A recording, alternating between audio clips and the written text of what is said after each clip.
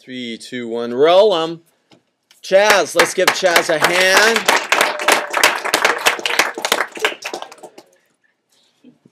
Interpreting visual culture. We're back. Today we're interviewing Chaz, and the room filled with, I think, close to 40 people here. Chaz, what's your project like? What was your journey, as they say, from getting a couple generations of your family, bringing them into a couple different programs, from Photoshop to SketchUp to Comic Life. Yeah, that's what. And then what were you feeling on this thing? And I asked everyone here to give me something salient, something juicy, something fibrous, something about. I'm not running like a pity show or an Oprah show here or whatever. I'm running, I want to see how history impacted upon your family. What did you discover? I got some cool pictures of my grandfather. He was chief of security at the United Nations. Wow. So he's got like in the 50s or when? In the 60s, 70s era. And he's got like pictures with a bunch of famous people and all these like dignitaries and stuff. That's high responsibility. Did he have quite a few? Is he still alive? No, he's not. None of my grandparents are alive anymore. None of your grandparents are alive. So how did this is interesting because a lot of grandmas actually thank me for making you guys do this. They take me out to lunch. Just kidding. Let me question it just for YouTube here. How did you get this oral account of what he did? Is he your mom's father? Yeah. This was your mom's father. Yeah. How did you go about that? Well, pretty much he had this big box with all these pictures in it with, the Very nice. With all the famous people and everything like that. And it's funny because there's a lot of like dignitaries and stuff like that my mom didn't even know who they were, and they didn't write on the back of the picture. So like, some of those I didn't put in there, but like, I guess they were like ambassadors or... This is interesting because in this era of new Google searches, we could almost do a Google image search of their face, I think. Would you have to scan it or something? Or? Yeah. I mean, it'd be interesting that this is kind of a weird... What do you think about that? It's like you got a box of photos from the inception of the UN. Very important moment, and he was in the 50s, 60s there? Yeah, yeah. Head of security. You get a box of all these famous people that aren't so famous because you don't know who they are anymore. Well, some of them, ambassador of here and, war criminal from there and all of that's in this box. What do you think would happen if suddenly Google came out with a facial recognition search thing? It would be pretty cool because you can, I guess, scan the picture and then, like, Google it. It'll tell you who it is, and you can find a bio or, what they did. Right. Why okay. They were at the UN at the moment or anything like that. That's a pretty, he's pretty definitely in history if he's got something to do with UN. Like one of the pictures was in like Time magazine or something like that he was in. So. He was in Time magazine. Yeah. Like, did you scan that for us? I think it's on my flash drive. So. Very cool. Very cool. Okay, so give us, what was your mom feeling when you were doing this project? What was your spine or through line to this? Well, my mom was, pretty proud. She likes to always, show off that her dad was, head of security at the UN.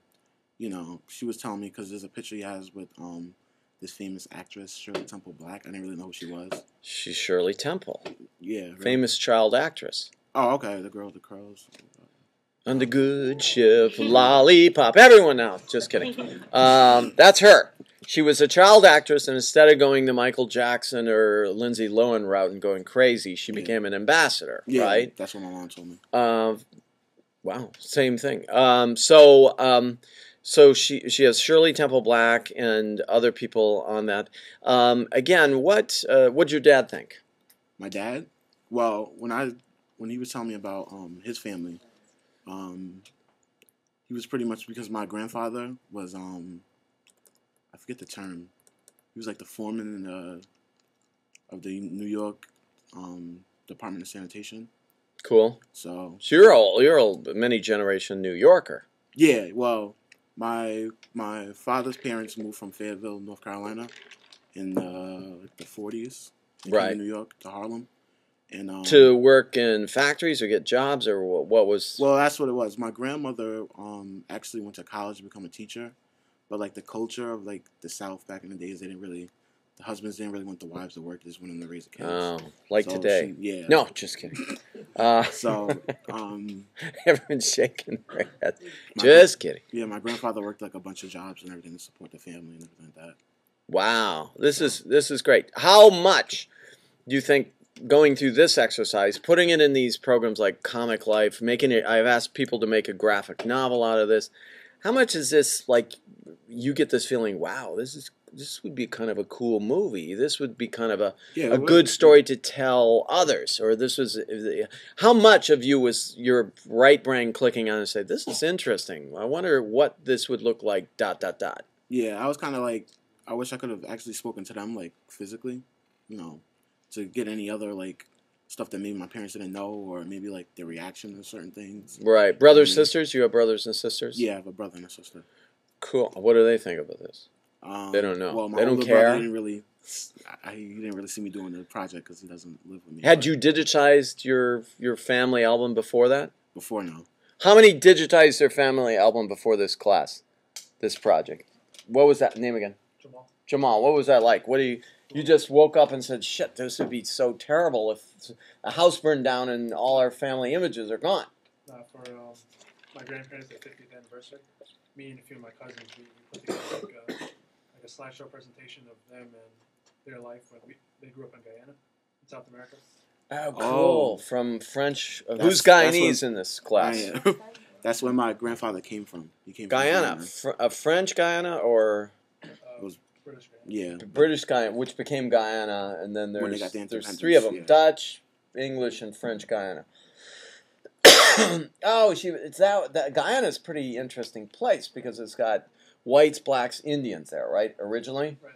So were you of Indian descent or mixed? Yeah, my great grandparents are from India.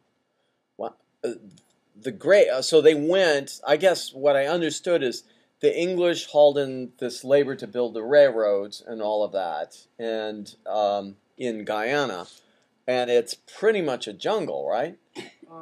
It's a lot of rainforest. You've been there. I haven't been there. You haven't been there, but you have you have photographs from your great grandparents, India, and then you have photos of Guyana. Yeah. Well, you do. I would like to see those. Those are interesting. Anyone else? Who had resistance? Other than Amy's grandfather. Who had resistance? Oh, don't do that. Oh my God. These are ghosts. Why?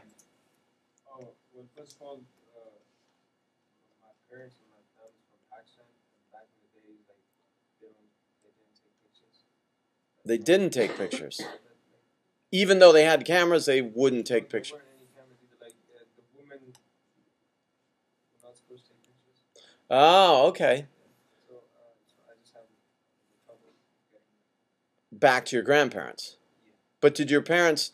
This is very interesting. But when your parents set foot here, they said, let's get a digital camera. Let's, fill the memory chip every weekend. Well, my parents are still in Pakistan. Oh, they are? Oh, so you're here. Cool. Do you feel that images are... This is interesting. You feel images are sensitive? Tariq?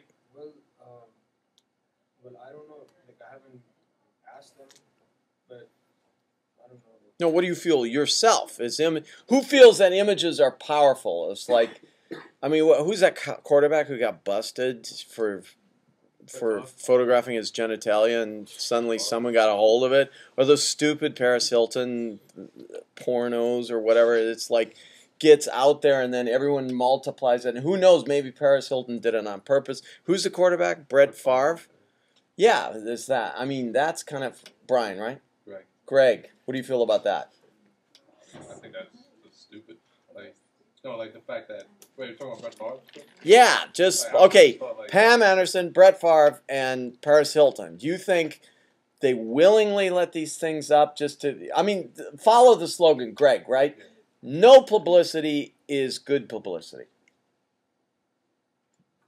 Basically, there's no such thing as bad publicity, is what I'm saying. That you're out there, even if you've got one of those secret little love films you did of yourself by turning on the camera on the cabinet, this is still cranking up your people's eye value of you. Do you subscribe to that, With Greg? Brett Favre, I thought like, because he has a wife, so like, yeah, like I don't think he would want that. Oh, Yeah. so that's what people care about. The old tiger.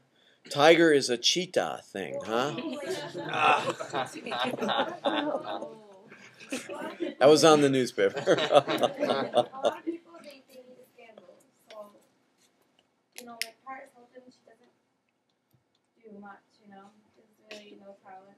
This is what Baudrillard said. She's pure simulacrum. She's pure image, right? Yeah. There's nothing behind the image, really. Would you like to sit down and have coffee with her? Not particularly. So, name. Matt. What else? What about the Brett Favre debacle of photographing your genitalia with your iPhone and then suddenly it's multiplied 20 million times? Well, of course, if there was no, images, then we wouldn't have had the opportunity to get caught. So I mean, Does this affect our opinion of him as a quarterback, Felena? In some sense. Oh, there's that quarterback who took photos of his junk. I think our problem I blogged about Charlie Sheen, for instance. Oh, what about Charlie Sheen? Let's talk. We look at celebrities as like above, just because they're celebrities that they're not human. At the end of the day, they're human, so they're going to do these things. But because they are celebrities, we see them in a different light. I sort of like Charlie Sheen. He does his spaz thing, and I saw a couple of those shows. He's like a funny sort of guy, It's like he's a doofy sort of good-natured guy, and you're like, how could this guy be filled with malice? I think people project this evil. What do you think, Valeda, about Charlie Sheen? Does your opinion go up or down? That last thing he did, he's just dissing the producer-writer, right? Yeah. So it's like, I'm tired of, he called him a shyster and like you're a worm and blah, blah, blah.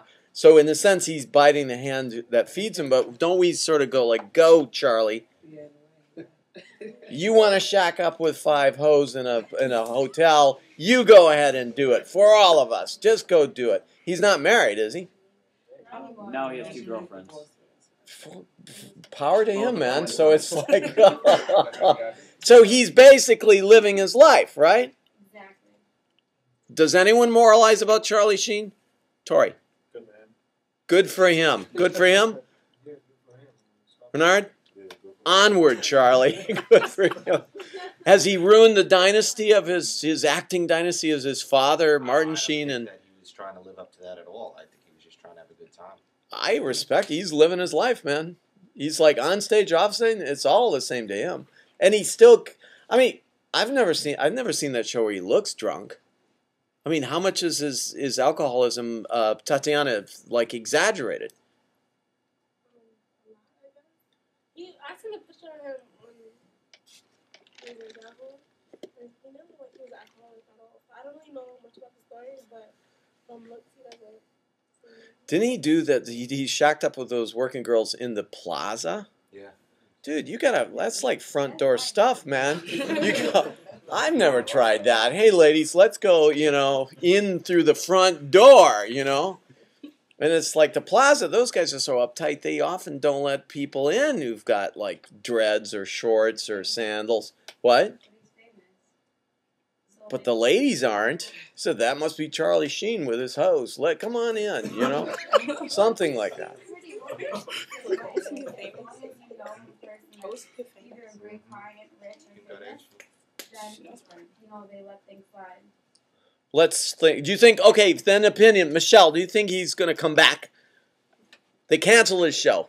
Producer got in. You bit the hand that feeds you. Dude, you've gone too far this time. Do you think he's got to come back in the works? Or you think he's even gone? Yeah. I think he's bigger than ever. Yeah, if you go on TMZ, it's That's why we're talking about him.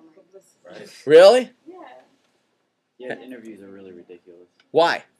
He's just so cracked out. He's like, are you like on drugs? Or dude, he's like, I got appliances like a vacuum. Yeah, I use that all the time. And he's like, are you on drugs? He's like, oh, that's different. Who's that? Joaquin Phoenix. You think he's trying to spoof us like Joaquin Phoenix? Remember that thing where he showed up on Letterman with the beard and the sunglasses and like, what if I do that here, Chaz? Just like Chaz. You know, I can't get away with it. I think he's coming back. Chaz, we're almost out of time. Thanks more for the hit. See you later.